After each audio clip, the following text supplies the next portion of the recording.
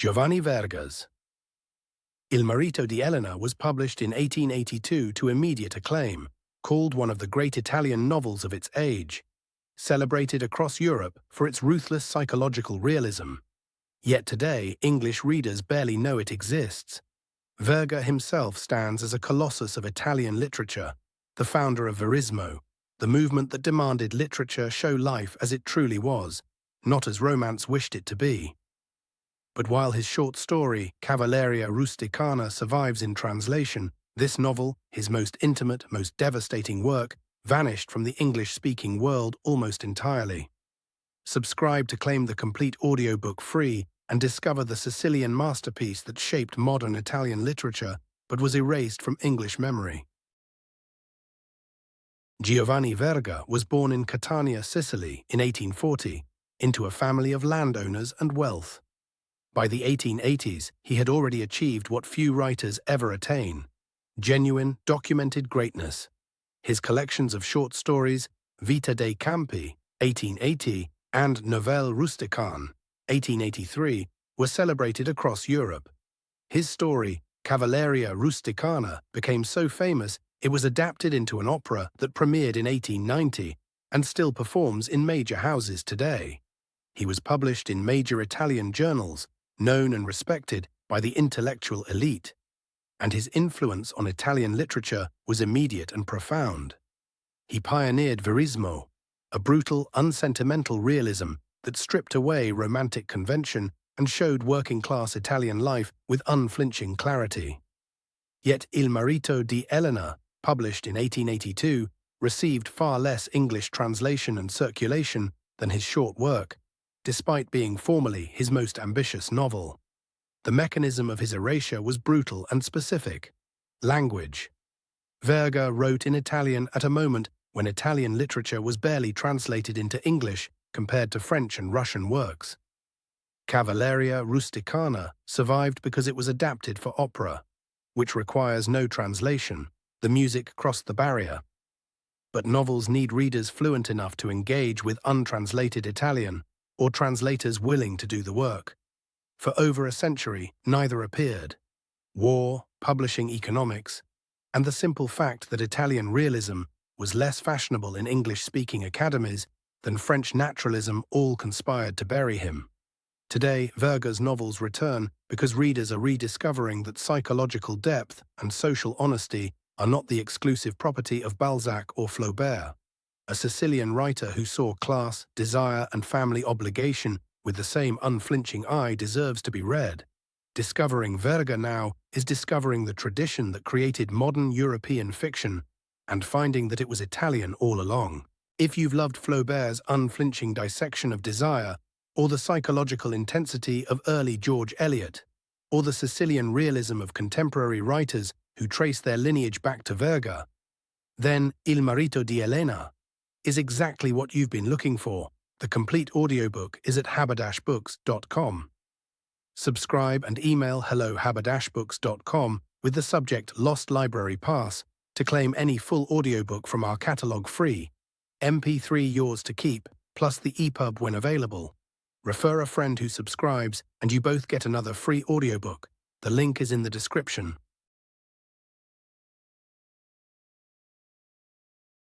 A note from the translator. My journey with Giovanni Verga began in a sun-drenched piazza in Sicily, where a local bookseller pressed a worn copy of Il marito di Elena * into my hands, declaring it a true, if overlooked, gem. I was immediately captivated by its vivid portrayal of 19th-century Sicilian life. Verga, a master of Italian realism, known as Verismo, painted a world of passionate hearts and societal constraints with an unflinching eye. He stands as a towering figure in Italian literature, paving the way for authors who sought to depict life as it truly was, not as romantic ideals wished it to be.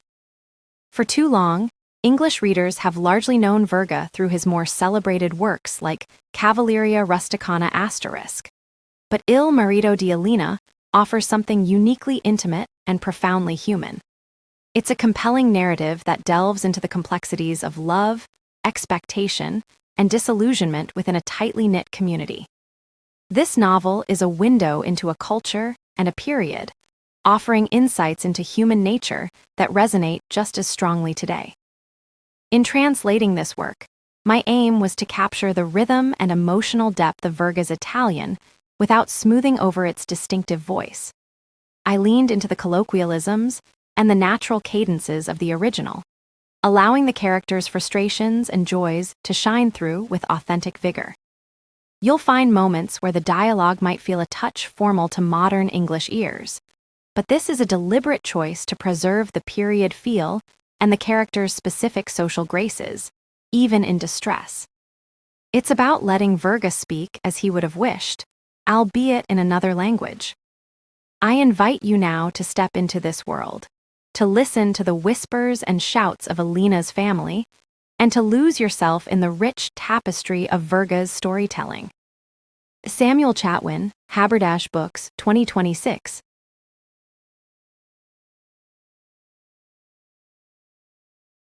Cesare di Altivilla's father had died from a pernicious fever contracted while overseeing the meager harvest of the year. In the delirium of his last moments, gazing one by one at the bewildered faces surrounding his bed, he mumbled, "Those poor orphans. Those poor orphans. What will they do?" Cesare was still a child. Fortunately, a brother of his father's, a canon, had courageously taken on the guardianship of the widow and orphans. He had tucked up his cassock over his boots and set about the countryside to settle disputes, renew mortgages, and 33 Modifica supervised the harvests. The eldest son, by agreement, had been destined for a legal career, because the small family, perpetually struggling with need, had always feared the bailiff, and in the provinces, selling chatter seemed like a golden profession. In the Dorello household, there was the example of Uncle Don Anselmo, who, at the seminary, had hung a priest's cap on a nail facing his desk, to always have it in sight like a lighthouse, and had succeeded in becoming a canon. Cesare was to continue his uncle's tradition. Seeing him delicate and sickly as a child, his relatives had concluded he was a talented boy, and had brought him up on egg yolks and warm compresses. He had been the clerk of the family, the foundation of all the castles in the air his parents had built, when they sat on the small terrace, in the cool air, after the sun of the fields, their hands hanging between their knees, cutting with desire large portions for the needs of the 34 Modifica, large family from all that bounty spread before their eyes, beyond the last houses of the small village. The canon uncle, every time his sister-in-law went to bed with the pains of childbirth, would mutter, puffing and pacing in the next room, that there was no prudence in that house. He had therefore taken a liking to Cesare for his frail physique, which seemed to him a guarantee against the risks of marriage, and he promised himself that his nephew would become a prudent man, as he understood it. The young man had received an almost cloistered education. Every day, summer or winter, he would go to fetch his canon uncle from church, after vespers, and if it rained, they would go into the apothecary's shop to watch the water drip down the panes, the uncle with his cassock gathered between his legs, exchanging a few words with the pharmacist or with others from the conversation who were chatting with their hands on the knob of their canes. When the weather was fine, they would take a stroll outside the village, slowly 35 Modifica, slowly, exchanging greetings with acquaintances they met, and everyone knew everyone, idling their eyes over the large grayish patches of olive groves, which were already veiled in the sadness of sunset, listening distractedly to the chatter of the women at the fountain and the voices rising from the narrow streets. They discussed those fields they knew inch by inch, interested themselves in their cultivation. They measured by eye the day's fallow land that stood out in brown against the yellowish stubble. They observed the enclosure prepared for the broad beans, dotted in black by heaps of fertilizer. They commented on the freshly pruned vineyard, bristly and spongy among the other green rows. Then, having reached the usual limit of their walk, which was a low wall overlooking a garden, the uncle would dust 2 stones with his handkerchief, and they would sit down with their elbows on their knees, resting their gaze on the beautiful valley that stretched at their feet, faded, scattered with tufts of deep pea. 36 Modifica dark green, beside the rare houses, mottled with brown and yellowish and pale green tones, furrowed by the thin strip of the main road that vanished in the distance. Automatically, their thoughts accompanied the carts that paraded like black dots, taking hours to disappear in the great distance. And sometimes, in the vast silence of the plain below, they thought they heard the whistle of the railway, from beyond the hills, like an echo from another world. Then the priest would come to his senses and discreetly smile at their daydream as if it were a mischievous escapade. Meanwhile, the sun set behind the misty mountains, and high above their heads, the church windows sparkled at the top of the village like a fantastic illumination, calling their thoughts to gather. Then they would return step by step, hands behind their backs, accompanying the peasants who were returning to the village pushing laden donkeys or mules ahead of them, while all the bells rang the Ave Maria in the small village P. 37 Modifica, clustered like a flock of sheep, beneath the pallid sky. The canon uncle would return to the apothecaries, where the notary, the vice magistrate, and a few others, always the same people, would invariably gather to chat and recount their affairs, or discuss what they had observed during the day about others' affairs on the farms during their evening walk. Cesare was allowed to listen too, until 1 o'clock in the night. At the first bell chime, he would bid the company good evening and go home, where his sisters were on the small terrace, in the dark, chatting with neighbors from the street. He would take the lamp and go up to his little room to study. Later, one could hear the clattering of crockery and the other noises of domestic chores that the women attended to. And every evening, at the same hour, the usual light would be seen at the window of the neighbors opposite, who were sitting down to dinner. The influence of such an adolescence on that P. 38 Modifica delicate temperament had developed a restless sensibility, a delicacy of feelings refined by contemplative habits, and by the same severe ecclesiastical discipline that made them timid, reserved, and meditative. Don Anselmo had spared no sacrifice for his nephew to become a lawyer.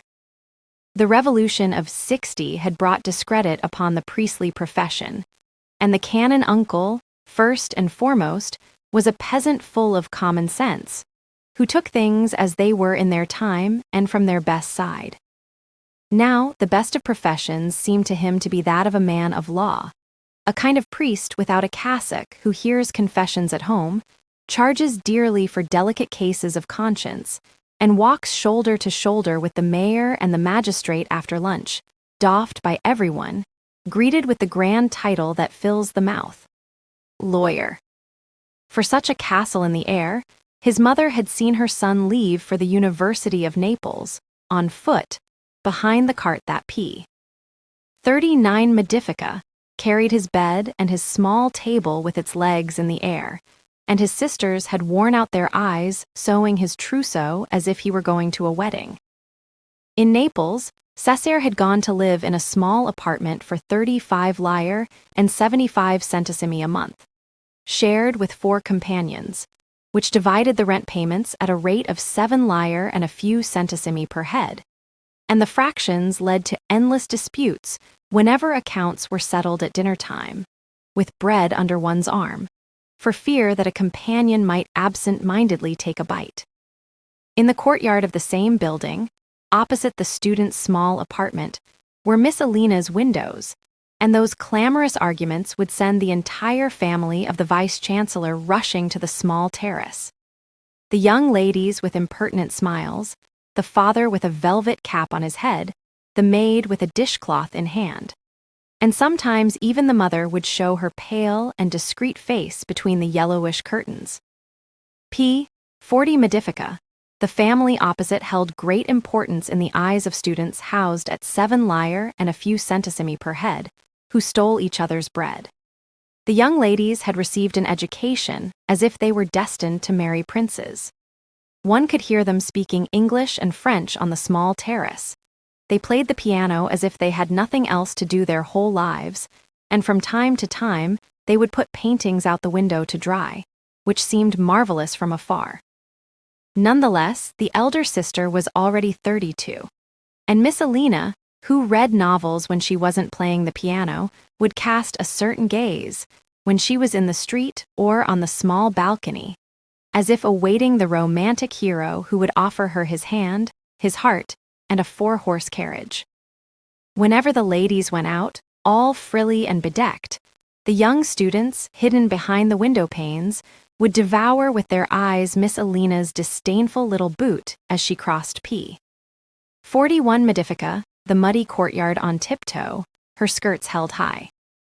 Cesare, while his comrades expressed their admiration somewhat vulgarly, like peasants aspiring to claim their share of life's rich harvest, was the only one who remained reserved and self-contained, like someone accustomed by his ecclesiastical education to respecting hierarchies.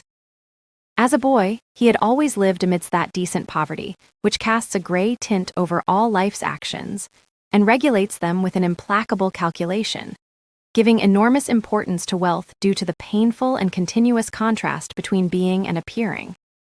He knew what it took to bear the don a title of respect in a small village, the top hat on Sundays, gloves for his sisters to wear to Mass, what a lovely stroll cost in shoes, and what a student's day was worth. He therefore worked like a conscientious sharecropper who wouldn't steal a day's labor. The young ladies opposite, when P. 42 Modifica, they returned home late, always saw his light in the window, in front of the books arrayed on his small table.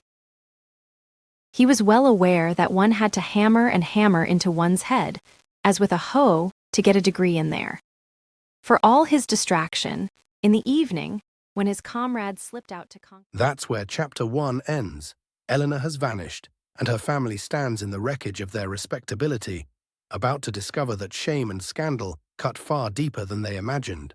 Subscribe, claim your free Lost Library audiobook, and the complete Il Marito di Elena is waiting for you at haberdashbooks.com.